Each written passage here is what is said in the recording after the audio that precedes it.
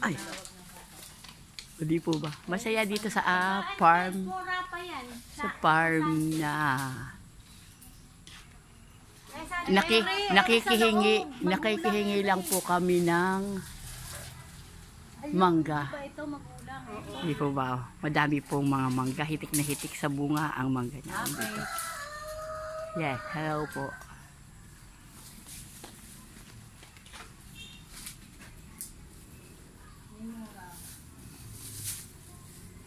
Doon ka po umakyat siya, Kuya Sam. Mura pa yun sa gabi dito.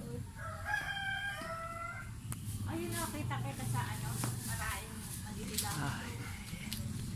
Dito pala madami, nakatago lang.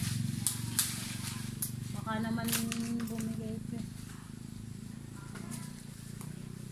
Nagduduin ako din, nakabantay yung dalawang aso. Kakalaglag na, oh, tama dahil unahin Kuya doon.